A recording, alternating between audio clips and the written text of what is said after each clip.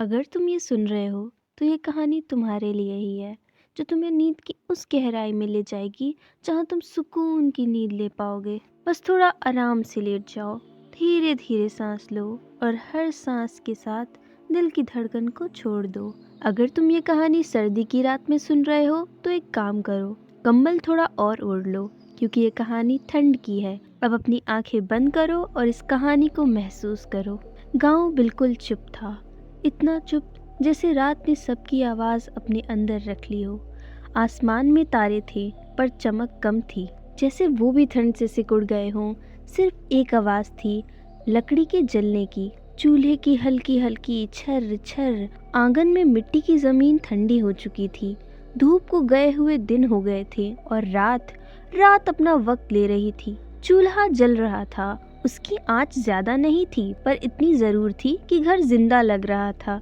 एक लड़का चूल्हे के पास बैठा था। उम्र का अंदाजा लगाना मुश्किल था। चेहरा शांत था पर आंखों में थकान थी। उसने शॉल गले तक खींच रखी थी, हाथ आंख के पास थे पर पैर पैर फिर भी ठंडे ही थे। ठंड पैरों से नहीं सीधा यादों तक चली जाती है। तभी बाहर से कुत्ते भौंके, एक नहीं दो, फिर तीसरा। लड़का सीधा हो गया, आग की तरफ झुके हुए कंधे अपने आप तन गए। गांव के कुत्ते बिना वजह नहीं भौंकते, उन्हें पहले से पता होता है कि रात में क्या बदल रहा है। लड़के ने आगों की तरफ देखा, अंधेरा वही था, कुछ भी अलग नहीं। फिर उसे याद आया, यही इसी चूल्हे के पास कभी एक और आवाज होती थी, कहानी वाली आवाज। रात को जब ठंडी हद से ज्यादा बढ़ जाती थी, जब हवा दरवाजों के नीचे से सीटी बजाती थी, तब कोई होता था जो बोलता रहता था, कहानी सुनाता था। गांव की, शहर की, कभी अपनी भी। उसके पास एक पुरानी कुर्सी रखी थी, लकड़ी थोड़ी उखड़ी हुई, एक पैर थोड़ा टेढ़ा और वो कुर्सी खाली थी। पर लड़के को लग रहा था जैसे कोई अभी भी बैठा हो, जैसे उठकर गया ही ना हो, बस चुप हो गया हो। हवा तेज हुई, चूल्हे की आंख थोड़ी हिल गई, दरवाजे की कुंडी हल्की सी हिली, खिक करके। लड़का बोला, कौन है? उसकी आवाज में डर नहीं था, बस आदत थी, जैसे पहले भी किसी से पूछा हो। जवाब नहीं आया, बस चूल्हे की आवाज, टिक टिक, लकड़ी के टूटने की। और फिर एक अजीब सी शांति, ऐसी शांति जो डर नहीं थी, बस याद दिलाती है, जैसे रात कह रही हो, मैं वही हूँ जो हर साल आती हूँ।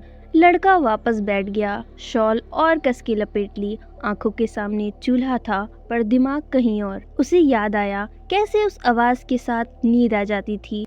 कहानी खत्म होने से पहले ही लड़का आंखें बंद करने ही वाला था, तब उसे महसूस हुआ जैसे किसी ने धीरे से उसके सर पर हाथ रखा हो। हाथ ठंडा नहीं था, बिल्कुल वैसे ही जैसे पहले होता था।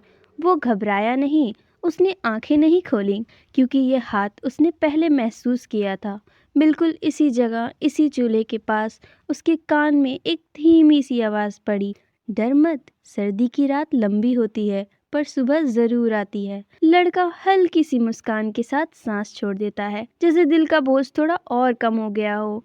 बाहर रात और ठंडी हो जाती है, कुत्ते चुप हो चुके थे, हवा भी धीमी पड़ गई थी, पर चूल्हे की आंच और दिल का सुकून अब और गहरा हो चुका था। आग धीरे धीरे जलती रही, रात अपनी रफ्तार से गुजरती रही, और इसी तरह सर्दी की एक और रात कोई शोर किए बिना कहानी बनकर सो गई।